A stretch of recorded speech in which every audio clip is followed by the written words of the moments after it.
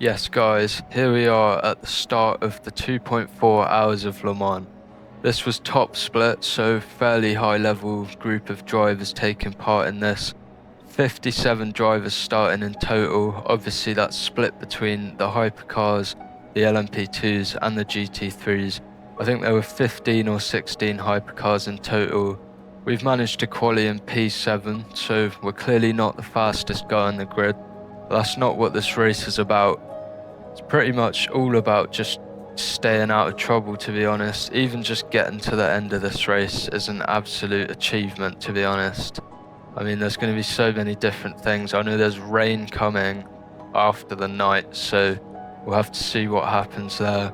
But overall, we're just going to be trying to keep it clean, stay out of trouble. We do not want damage on the car, especially at the start, because that's just going to slow us down for the entire 2.5 hours of racing.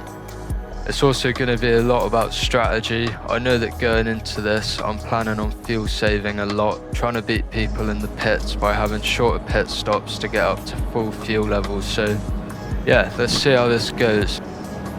As the car's making their way towards the start line, everyone's keeping it very clean, of course. No one wants to get a drive through right at the beginning. This wouldn't be ideal. And here we go, the green flag is about to go out. Off we go. Ferrari gets a pretty good start. You see us at the back, we don't make too much of a bad start. Get on the power quite nicely. Ferrari leads the way up into turn 1. Everyone's quite well behaved at turn 1, except for one Toyota, which we'll have a look at in a minute. People make it through cleanly. You saw the Toyota there, he just plows through a couple cars right at the back, but it is what it is. We somehow managed to get through that safely, and we're going to have a look at it now from our point of view. Let's see what happened. We got a decent launch, but so did everyone else, to be honest. We're looking to the right of this Aston Martin, but realistically we haven't quite got the overlap. We're not going to go for anything crazy into turn 1, of course. The Aston's braking a little bit there, being very cautious. We see a little gap there, but I know that that's going to disappear. Thankfully we get out of it just in time. As you saw, there was contact there between the Aston and the Ferrari. Now that was actually caused by a Toyota, who we will have a look at in a second. But yeah, overall, it's not a bad start for us. We're down 1 position, but that is because of the Toyota, who completely missed his braking point, as you see here. Plows straight into the side of the Aston Martin and the Ferrari, and then proceeds to cut the corner. So really poor from him, to be honest. Most people just want to get through the first corners of these long races safely. There's no point in losing out right at the start. Back on board with ourselves, we are heading onto the Mulsanne straight for the first time. As you see, I got way too much curb there through Tertre Rouge, which means we don't get a very good run onto the straight, and unfortunately this Porsche, who seems to have really good top speed, manages to get just a little bit past us. We lift off because we know we're going to be fuel saving, so there's no point in trying to battle him through this corner. It's just going to lose us more time. But yeah, so he gets past us straight away. But that's nothing too much to worry about. We're down to P9, so 2 places down from where we started. It's not amazing. You see that Toyota, the same one that caused the incident at the start, just gone straight on through the chicane. He must have got a slowdown there because he proceeds to basically stop on the racing line. Pretty sketchy, to be honest. Not a good place to stop. I'm glad that guy's basically gone now. He's far behind us at this point. Now, coming on to Indianapolis for the first time. We're quite close behind the Porsche who got in front of us, but we're just going to use his slipstream to get us some extra fuel saving time there. As you see, the Ferrari and the Aston went side by side through Indianapolis, but they kept it very clean. We go a little bit wide through Indy 2, nothing too bad though. And then into Arnage for the first time and heading down towards the Porsche curves. It's so important to just keep it clean on these first few laps because there's no point in throwing it all away right at the start. It's massive driver rating loss if you DNF from one of these races. So we're heading into the Porsche curves for the first time. These corners are so tricky because obviously the track at Le Mans is made up of really long straights, which means you have to use a really low downforce setup to be able to keep up with everyone else. That means the car's basically trying to step out on you, especially when you lift off the throttle throughout those corners. And yeah, properly tricky, so easy to crash there. Coming into the last chicane, it's a double left-right chicane to round off the lap. Thankfully, our first lap has been really clean. We haven't had any issues so far. Obviously, we're down in P8 from P7, but that's nothing to worry about because we've probably got 2 hours and 20 minutes to get that position back, plus more. Moving ahead a couple laps, we're looking at the back of this Porsche now. We're getting pretty close through some of the corners, but he does have a nice straight line speed advantage on us, so we're going to have to combat that by making sure we get right behind him. Onto lap 4 now, and coming into the second chicane, this guy makes a little bit of a mistake. He just goes a bit deep on the exit, and that puts us right behind his car. Obviously, as I said, my main strategy in this race is to fuel save as much as possible while keeping the pace up. So I'm not actually planning on going for a move on him. I'm just trying to stay behind him and get the slipstream. However, he goes really slowly through Mulsanne corner. I'm not sure what happened to him, but now we are right on his tail and I'm starting to wonder whether it's worth sticking behind. At this point I decide no, I'm going to go for the move, so I pull out to the right hand side, going down towards Indianapolis. This will give me the inside line into the next corner. Thankfully this guy is smart, he lets off the throttle, lets us through. There's no point in battling cars corner to corner in a race like this because you just want to lose the least amount of time possible. Particularly at Le Mans where slipstream is so important, you don't want to fall too far back from the cars ahead. Back up towards the Porsche curves. As you can see on our left, the Toyota that caused all the carnage at the start is struggling. He's obviously managed to get some damage somewhere. I assume that was from where he was stopped on the racing line on the first lap. Somebody must have hit him in the rear, so unfortunate for whoever that was. As you can see now, I believe this is lap 7. We're coming up to the first of the GT traffic. Now it's so important to just be really careful around these guys. One mistake trying to make a silly move getting past the GTs can literally destroy your race. So there is no point in really going for anything crazy. You're much better off just playing it safe. And of course, it's just as stressful for them as it is for the hypercars trying to get past them. As you see here, coming into the first chicane, I lift off the throttle so early so that I can fuel save as much as possible.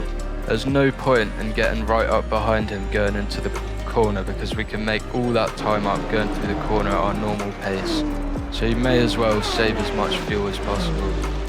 Now look how many cars there are. This is why I love Le Mans Ultimate, because the online racing on it is pretty much unmatched unless you want to pay extortionate prices for iRacing. Anyway, we'll touch on that again later maybe. But here we are coming up to an Aston Martin who is somehow already being lapped. He must have had some issues on the first lap or two because surely he's been in the pits to be this far back. He doesn't seem to have the worst pace ever, so unfortunate for him, something must have gone wrong straight away. Being really sketchy to be honest through those GT3s in this section of the track. The Porsche curves, probably the worst place to find yourselves being held up by GTs. You just lose so much time to the people that aren't being held up. And as you can see, this was the Ferrari ahead of us. He was coming through the Porsche curves and he absolutely lost the rear there. I think that was due to him lifting off the throttle, lift off oversteer they call it. And yeah, you see us pass through there. Thankfully for him, it doesn't take him too long to get back on the track and he's going to be absolutely pushing his hardest to try and catch back up to the pack. But he's only down to P7, so it's not too bad. We've actually managed to get up to P5 now, thanks to one of the Aston Martins going for a very weird strategy call. He didn't seem to have any damage or anything, but he pitted a couple laps ago. And yeah, maybe he's doing something interesting, trying to avoid the GT3s for a little bit longer till they've spread out a bit more. Maybe he knows there's going to be a splash and dash at the end. I wasn't really sure at this point because I hadn't really looked at the race, to be honest, made any calculations, and this was my first time doing it. But as you can see, onto lap 12 and the darkness has completely covered over the track. We're coming into the pits for the first time. We're not going to change tyres, we're going to try and leave them on for as long as possible, save ourselves around 13 to 14 seconds by not changing them. But yeah, we're going to top up the car to the absolute max with fuel. As you can see, we're P4, so someone had to pit a lap earlier. That means they probably didn't fuel save as much as us, and it also means we'll probably be able to pit for a shorter amount of time when it comes to later on in the race. Anyway, back out and we're back up to P5. but the guy who was ahead of us in a Ferrari had a slow stop and managed to get himself a stop and go penalty. So that is really unfortunate for him. He must have been speeding into the pit lane. Really unfortunate. I mean, there's no point in sending it too hard into the pit lane in one of these long races, because the amount of time you gain is pretty minimal, and also it's just a major risk. Like, if you're even speeding by 1 mile an hour, you're going to get a stop and go penalty, and that's pretty much your race done for, unless somehow everyone in the race crashes. But yeah, as you can see, the Ferrari who span off near the beginning of the race has been pushing hard, and he has managed to catch pretty much up to the back of us now as he goes past that Corvette. We're heading into Ford chicane here, left, right once again, and back onto the start-finish straight. Now, as you can see in the top left, he's only 1.2 seconds behind us, and of course, our strategy here is still to be fuel saving. We're pretty much going to go with that the whole race until it gets to the last stint. And from what I can tell, the guy behind us is pushing really hard, so presumably he's going to get past us quite quickly here. As we go into the Dunlop S's, we get held up quite badly by the GT and the LMP2. However, he's also going to get held up by the GT coming out of the S's. And onto Touch Rouge, we get held up once again by the LMP2. Not going to be a great exit for us, so that will allow the other yellow Ferrari to catch us up ever so slightly. On the run down to the first chicane now, we use the slipstream from that BMW in front.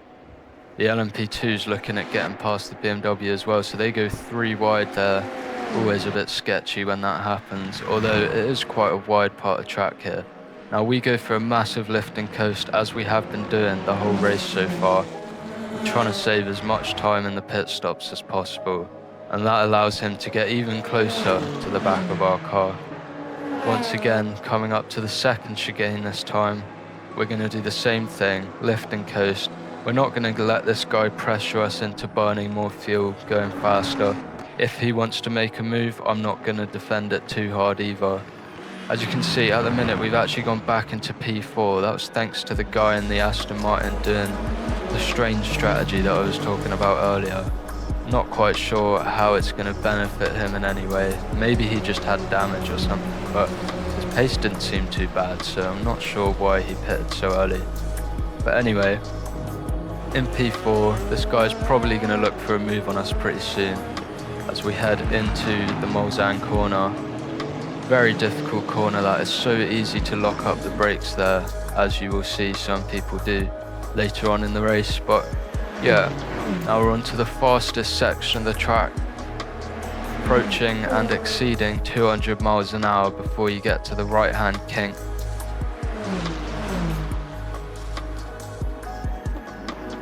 Once again, we're just going to lift off nice and early. We're not going to let this guy force us into driving a faster race than we want to. Could also force us into mistakes, trying to push harder, and that's not exactly what I want. Going through Arnage this time and accelerating back up towards the Porsche curves. He's definitely closed in even more. He'll be slightly within the slipstream at this point, but as you can see, there is some traffic up ahead of us as we're going towards these corners. Using all the road on the right, we head in, keeping it balanced. We really don't want to do what he did on the first couple of laps. Riding on board with him now, as you see, the LMP2 is trying to get past the GT ahead of us, and that's going to slow me down massively.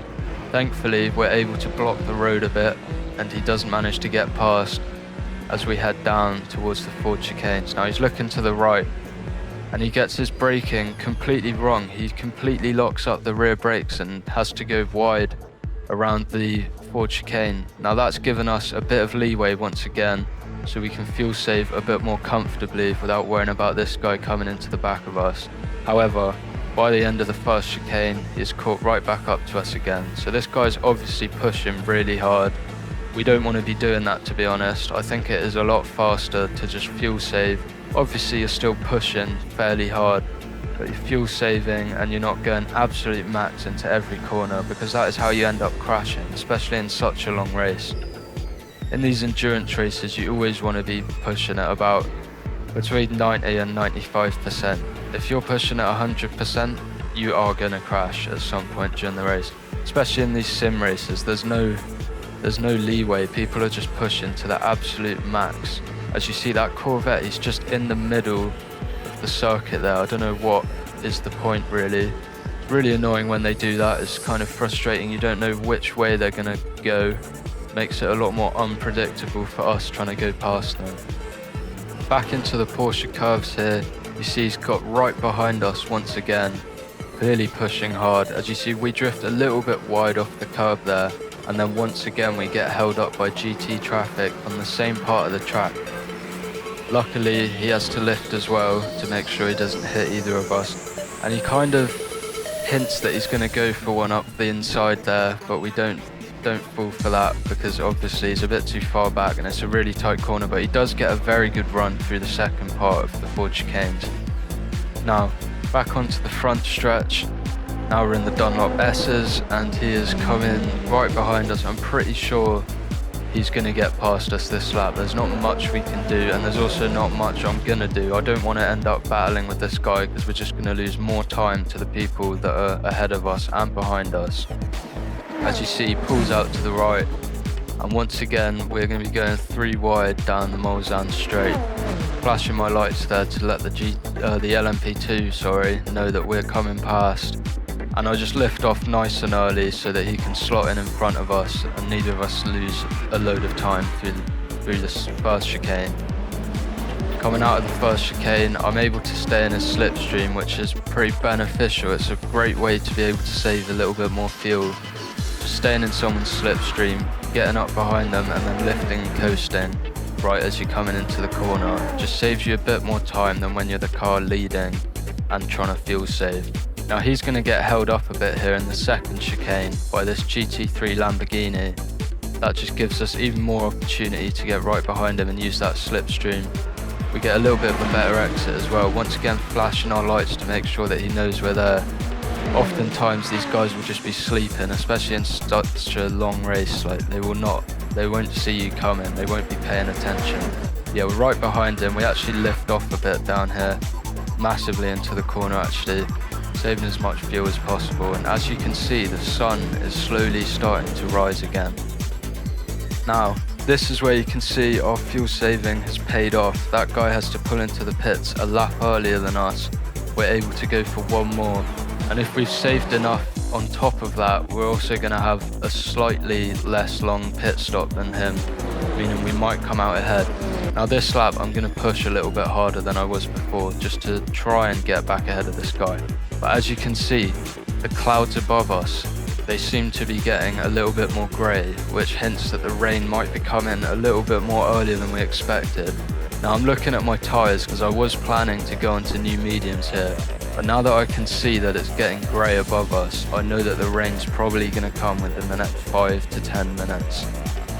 So, to be honest, at this point, I decide to just stay on the tyres I'm on, because if I don't, I'm going to lose 13 to 14 seconds in the pit stop, and then at that point, if it starts raining just as I come out the pits, we're a little bit screwed. We will have just thrown away 13 to 14 seconds for absolutely nothing. Once again, really careful into the pit lane, top it up with fuel all the way to the max, and as you can see, the fuel saving definitely worked because we come out once again ahead of the other yellow Ferrari. I think, yeah, he's about 2 seconds behind us, but a little oversteer moment there, but he's about 2 seconds behind us, but he cuts this down pretty quickly. Our tyres would have cooled down quite a lot during the pit stop. That will be slowing us down a little bit on this out lap. But yeah, now, just as we're coming up to Touch Rouge, you're going to see that the rain begins to fall just as we're heading onto the Mulsanne straight. Now this could have meant I could have gone for an absolute monster strategy and put wet tyres on that last pit stop, although it would have been a pretty big risk because I could have easily burnt them up very quickly in the dry. And it is going to take at least a couple of laps until the wet tyres are the ones that you really want to be on. However, that could have been an absolute monster strategy if I'd gone on to wet tyres in that last pit stop. I don't know for sure. It may have been a terrible idea, but you know, could have got us the win doing something like that, but obviously super risky. You never know, the rain might have taken another 10-15 minutes to come. But now we're on the old mediums in the wet. Well, it's not wet yet, but it will be soon. And as the track starts to get more and more damp, you just have to be super careful, especially when you're still on the slicks.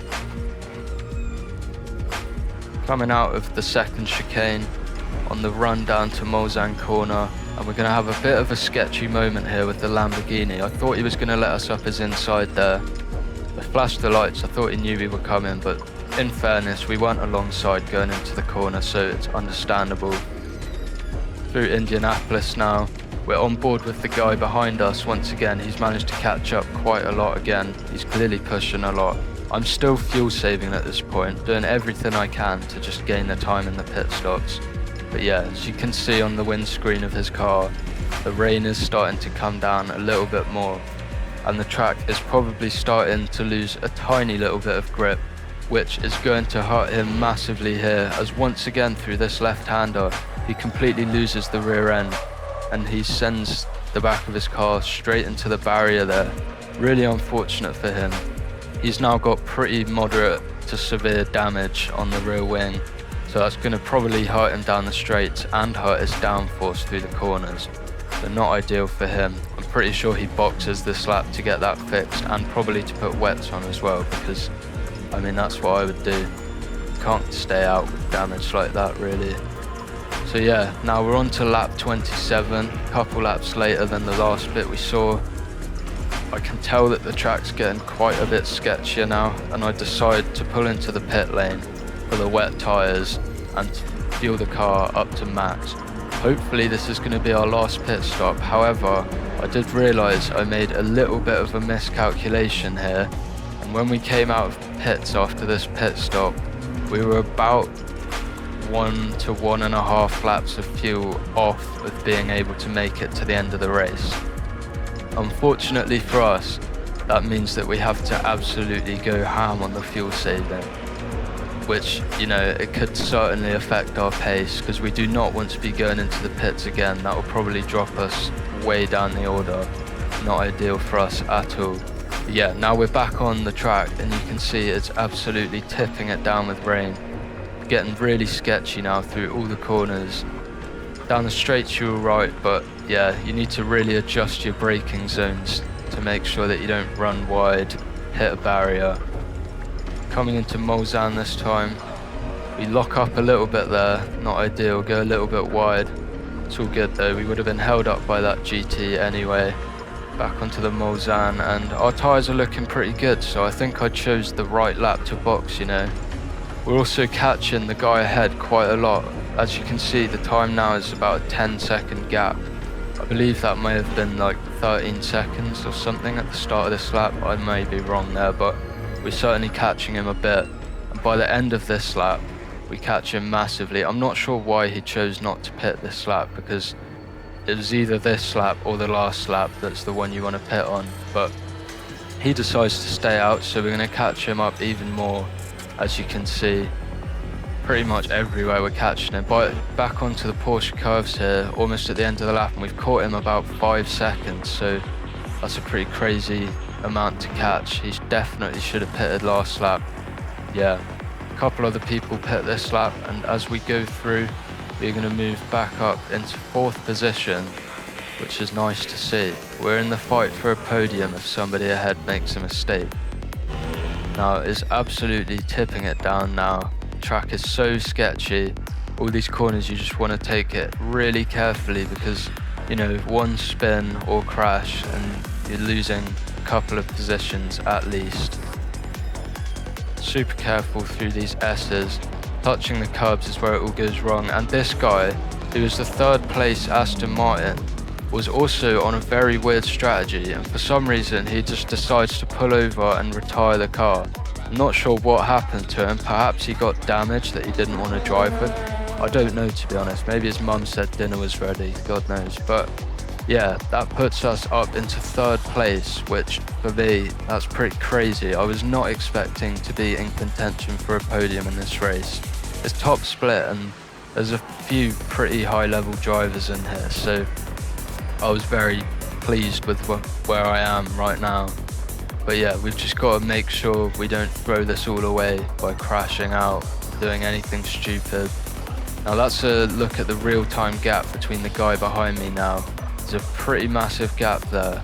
We'll have a look next time I jump back onto my camera recorded footage, because then we'll be able to see the exact gap, but it's pretty large, and I think that was due to us choosing the right lap to pit on, which certainly helped us a little bit at least.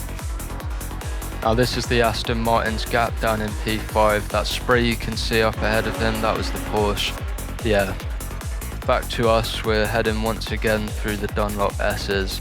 The spray is starting to become really clear now. The track is becoming a little bit more treacherous every single lap because the rain is still pouring. And I mean, yeah, there's not much you can do about that other than just try and adjust your braking points at the right times so that you don't end up in the wall or around. We are massively fuel saving here because, of course, as I mentioned in our last pit stop, we did come in a bit early, but I think overall it did help us. And yeah, as you can see in the top left, it's a 38.5 second gap to the car behind. 39 seconds now, so perhaps he's fuel saving as well. But it's lovely to have that gap going into the last half an hour of the race because I know I need to fuel save. What does it say? I've got 9.4 laps of fuel left and we're 31 out of 40.2. So we're pretty much there actually on fuel if we wanted to cross the line with exactly 0. But there is no way I'm risking that when I've got the big gap behind us. Pretty much with that gap we're able to save about a second's worth of time, or lose about a second to the car behind every minute. So that's some pretty intense fuel saving that we're able to get away with, which is nice to know. As you can see here, Porsche is just ahead of the Aston Martin. The Aston Martin's caught him up quite a lot now. He's probably going to go for a move quite soon as he gets a really big oversteer moment there. Now we're onto the Mulsanne straight and he's looking for a move up the inside of this Porsche. Pulls out of the slipstream, goes to the right, and he's quite late on the brakes for the rain. He gets a massive slide of oversteer on the way in, but he catches that very nicely. Really nice move from him. Let's have a look at it again from outside. It's not the best angle, but he gets completely sideways there. I don't know how he manages to keep that going. This guy seems to be locking his rear brakes quite a lot, as you will see once again later on in the video. But yeah, nice move from him, fair play. He is now up into 4th position. Fast forwarding to lap 37, and this is where for me it goes completely wrong. As you can see in the top left, I've been fuel saving so much that the guy in the Aston Martin has managed to catch up to just 8.9 seconds behind us. As we're coming up to this Mercedes GT3, we just get on the curb a little bit too much and it completely sends our car around. Now, this was very annoying indeed. I mean, I thought I pretty much had this podium in the bag. And as you can see, there's the Aston Martin. He gets just past us there. Luckily, we managed to keep it ahead of this Porsche. But yeah, watch it from a couple different angles. Literally, I just touch that curb and the car goes. There's nothing I can do. Really tried to fight it to save it, but yeah, not much. I was really distraught after this, to be honest, because a podium for me in this race would have been absolutely incredible. I would not have been expecting that at all. But yeah, we managed to get it going again. Thankfully, we managed to stay ahead of the Porsche, who is now very close behind us again. So yeah, that is our first proper mistake, and it comes in the last 10 minutes of the 2.5 hour race. How unlucky is that? I mean obviously it's not unlucky, it's all my fault, but still, just can't write that. Anyway, onto the main straight. I know that I've now saved enough fuel that I can pretty much push as hard as I can to the end of the race. And that's exactly why I saved the fuel, because if I do need to, send it to try and get ahead of this guy in front of me once again, I can absolutely use all of the rev range, not lifting coast anywhere. And yeah, oh my god, it's so sketchy now trying to push max throttle in these really treacherous conditions. Pretty much oversteering through every single corner. really sketchy. I don't want to be doing this. I would much rather than 10 seconds up the road, still in third, but I've done it to myself. Massive slide there coming out of touch rouge. I think we're pretty lucky to still be going in a straight line after that last sector. That was very dodgy. But anyway, as we are coming down into the first chicane, I'm about to be absolutely blessed by something. Thank you God for this, because this guy absolutely locks up the rear brakes and yeah, he just loses it. It shows how hard the conditions are that we've both lost it pretty much on the same lap, and that is somehow us back up to P3. I don't know how we managed that.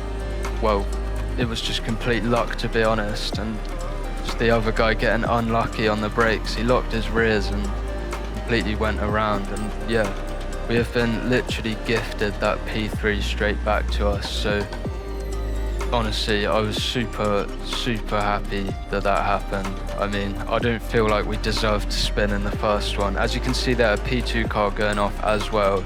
Just shows how bad the conditions are. And this guy in the Aston Martin, who we just passed thanks to him making a mistake, he goes off as well, once again into Mulsanne corner. So yeah, pretty much cars going off left, right and centre. This rain is absolutely horrible to deal with, to be honest. I'd much rather it just stayed dry the whole race, but at least it makes it a lot more exciting, I suppose. Anyway, coming into Indianapolis, we're still going to be lifting and coasting, because I know that as soon as I'm pushing again, the amount of fuel that it says we're going to have to get to the end with is just going to start dropping so much. Although it is a little bit easier to fuel save in the rain, as there we get super late on the brakes into Arnage, completely lock up the fronts, and not much that we can do about that. This is another look at what happened to that guy in the Aston Martin. He just completely loses the rear. I don't know how that's happened to him twice. I mean, it's just really unlucky for him, to be honest, but I'm not complaining because it got us back into P3. But anyway, at this point, you can see the Porsche is just a little bit up, well, down the road from us as we're heading into Indianapolis for the penultimate time, I believe. Just trying to keep it as clean as possible because, you know, any mistake now and I'm going down to P5. And you know what, a top 5 finish would not be too bad. Even just finishing this race is a pretty big achievement.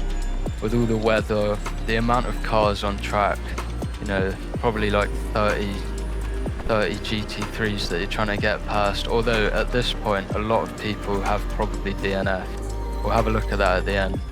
But yeah, coming through the Porsche curves for the penultimate time, you can see how bad the spray is now. I mean, you can hardly see when you're behind a car ahead of you.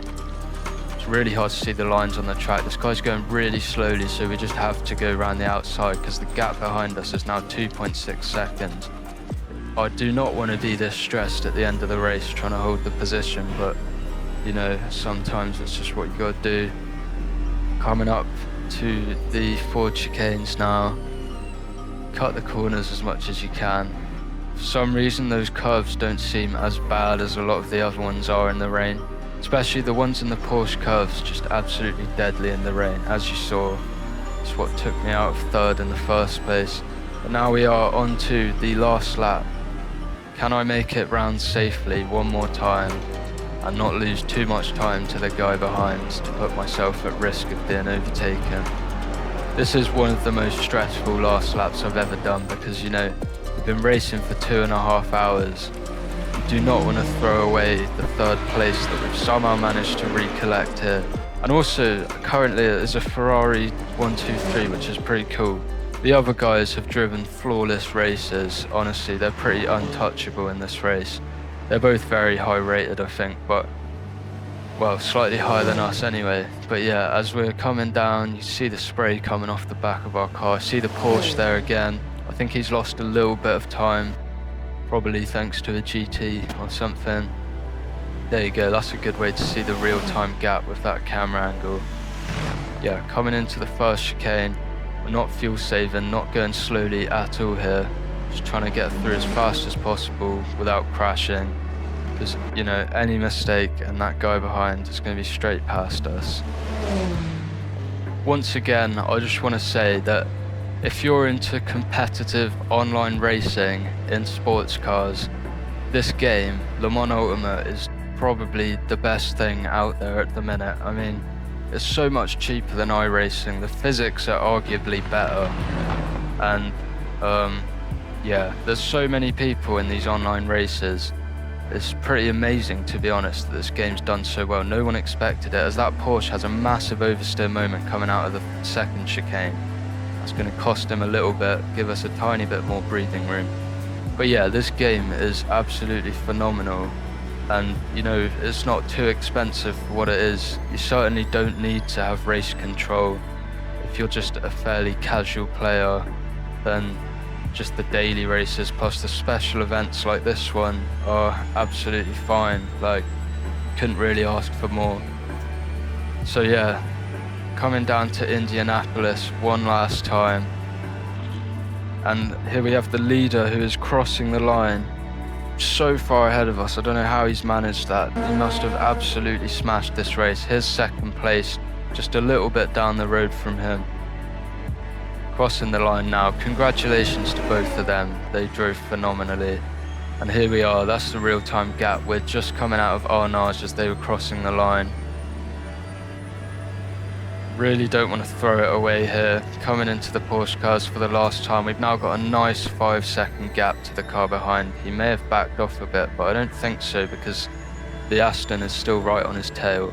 But here you see we're going to get on the curb just a little bit too much, and we're almost going to go, well, we do go too wide, but thank God we didn't end up in the grass or something, because we could have so easily spun there. I don't know why I did that on the last lap. Not ideal at all, but yeah, gap's gone down to 4 seconds, but we should be absolutely fine. Coming into the last set of corners here, starting to believe that we've actually managed to get this podium in this race. I really was not expecting to do this well, but yeah, I mean, it's all about just staying out of trouble, keeping the pace up, but not getting caught up in any issues or anything. There we go, we've crossed the line in 3rd place, podium position in the 2.4 Hours of Le Mans special event. Not sure quite how we've done this, but yeah, I was really happy about this. You see me doing some terrible burnouts there in celebration. But wow, what a race, honestly. Couldn't have asked for anything better, to be honest. There's no way I was expecting to get a P3 here. But yeah, everyone did so well. Obviously it was top split, so you'd expect pretty clean racing. But yeah, there were no idiots from what I could tell doing anything stupid. So yeah, really well done from everyone. As you can see as we scroll down there, I think only about 30 of the cars finished the race. That shows how difficult it is to get to the end of one of these really long marathon races. But yeah, as the guy says in the chat, Ferrari 123. Super lucky that we managed to get that done in the end. I mean, we were so close to losing that P3. If only the Aston hadn't made that mistake going into the first chicane. But yeah, that is a podium position for us. So happy with that, honestly, I can't tell you. But yeah, I want to say thank you to anyone who's watched this video all the way to the end. I mean, it was quite a journey, wasn't it? But yeah, as you see, 34 cars finished the race. That means probably, well, at least over 20 of them didn't finish, which is pretty crazy. But yeah, once again, thank you so much if you've made it this far into the video. What a race that was. I still can't believe that I managed to get the podium. I'm super ecstatic about that. So yeah, thanks to everyone in this race. They all did really well. No idiots from what I could tell, other than maybe that Toyota at the start. He was a bit crazy. But yeah, what a race. Thank you for watching, guys. Please like and subscribe, and I will be sure to do more content like this in the future.